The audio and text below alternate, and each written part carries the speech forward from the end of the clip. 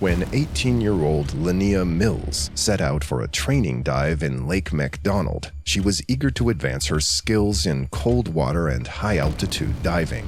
The plan was straightforward, a routine dive to hone her abilities. But as the light faded and the temperature dropped, an unexpected series of errors turned the dive into a nightmare. This is the true tragedy of Linnea Mills' fatal dive in Lake MacDonald. On November 1st, 2020, Lake MacDonald in Glacier National Park, Montana, became the setting for a tragic diving incident. Linnea Mills, an 18-year-old diver from Missoula, Montana, was there to advance her skills in cold water and high-altitude diving. Lake MacDonald is the largest lake in Glacier National Park, stretching about 10 miles long and over a mile wide.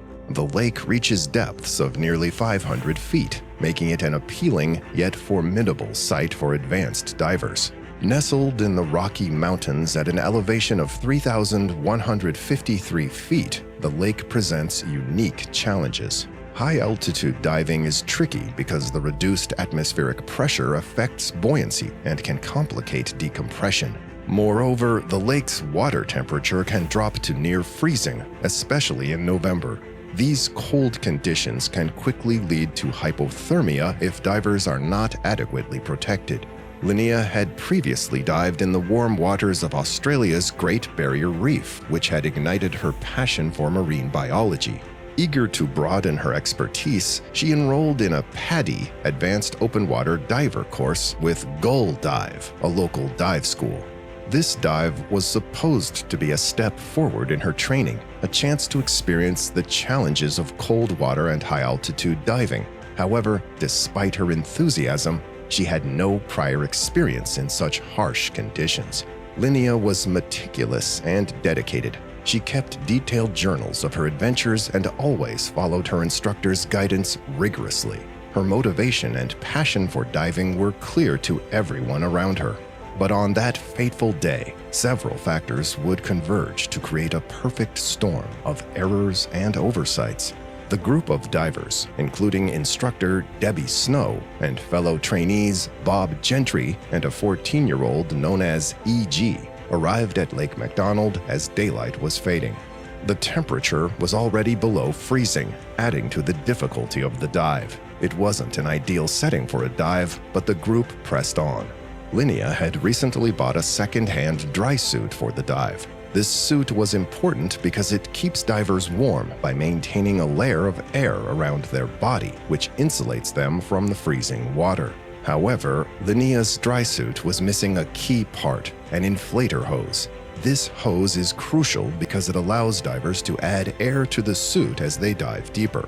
Without it, the suit squeezes tighter against the body due to water pressure, making it hard to move and breathe. Unfortunately, neither Linnea nor her instructors noticed the missing hose.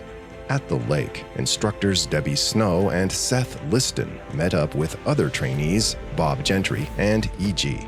Snow and Liston, despite their roles, had little experience with dry suits and high-altitude diving. The dive site, Lake MacDonald, sits at an elevation of 960 meters, where buoyancy control can be tricky. The team didn't perform thorough gear checks, and they didn't conduct a proper pre-dive briefing.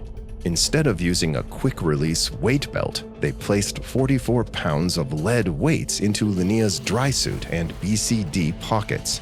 This setup was dangerous. It would be nearly impossible for her to ditch the weights quickly if she needed to ascend in an emergency. As they entered the water around 5 p.m., the lack of preparation began to show. Snow took Linnea and E.G. down to 5 meters for a short time, but E.G. quickly felt uncomfortable and was brought back to the surface. Snow didn't notice that Linnea was already struggling. The cold water had squeezed much of the air out of her dry suit, causing it to press tightly against her body and making it difficult to breathe and move. When Snow returned, she and Liston led Linnea, Gentry, and another student down to 18 meters. The situation deteriorated rapidly. Linnea was having difficulty controlling her buoyancy due to the lack of an inflator hose. She was using her BCD to try and maintain buoyancy, but it wasn't enough to counteract the weight and the pressure squeezing her dry suit.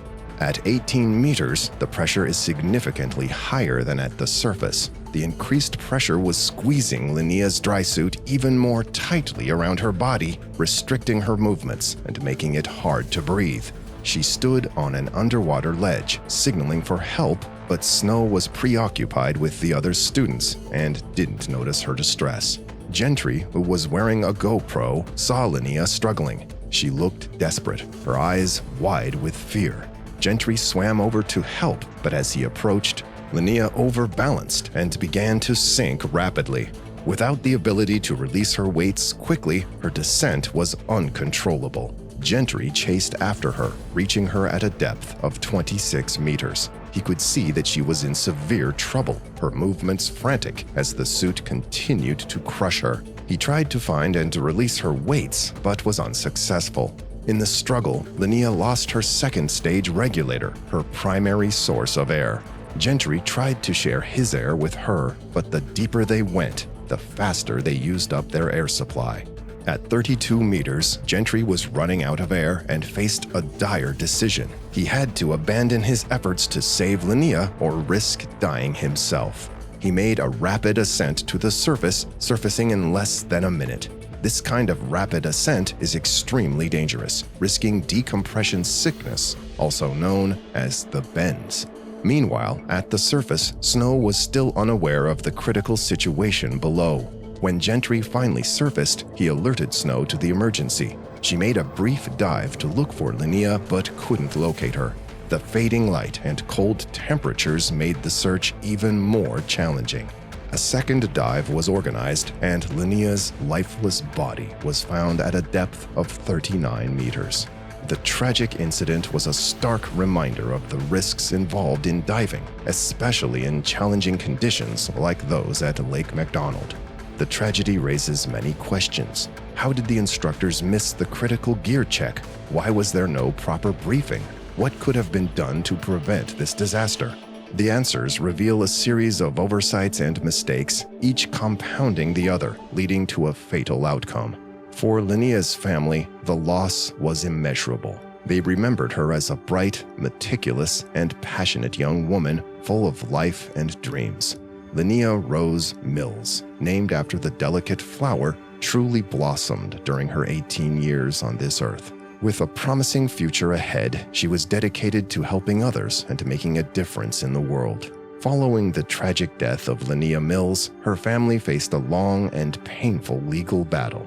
They filed a $12 million negligence lawsuit against Gull Dive, its owners, instructors, and PADI Worldwide.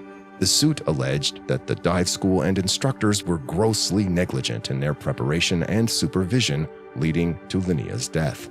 The lawsuit highlighted numerous failures, including the lack of proper gear checks, insufficient training, and inadequate supervision. It also accused PADI of failing to ensure that its member businesses adhered to safety protocols. The instructors, Debbie Snow and Seth Liston, were criticized for their inexperience with dry suits and high-altitude diving, as well as their failure to notice Linnea's distress. Federal investigators also looked into the incident since it occurred on National Park Service property without a permit. However, they ultimately declined to take any criminal action against the instructors. The U.S. Attorney for Montana stated that while Snow was likely at fault, they couldn't prove criminal culpability beyond a reasonable doubt. Despite the civil case being settled, the Mills family continued to push for greater accountability and safety in the diving industry. They hoped that Linnea's story would serve as a cautionary tale, urging diving schools and training agencies to prioritize safety and proper training. The story of Linnea Mills is a heartbreaking example of how quickly a routine dive can turn into a fatal disaster. It highlights the critical need for proper training, equipment checks, and supervision in high-risk activities. Linnea was a bright and passionate young woman with a promising future, and her loss is deeply felt by her family, friends, and the diving community. This was the true tragedy of Linnea Mills' fatal dive in Lake MacDonald. May her memory rest in peace.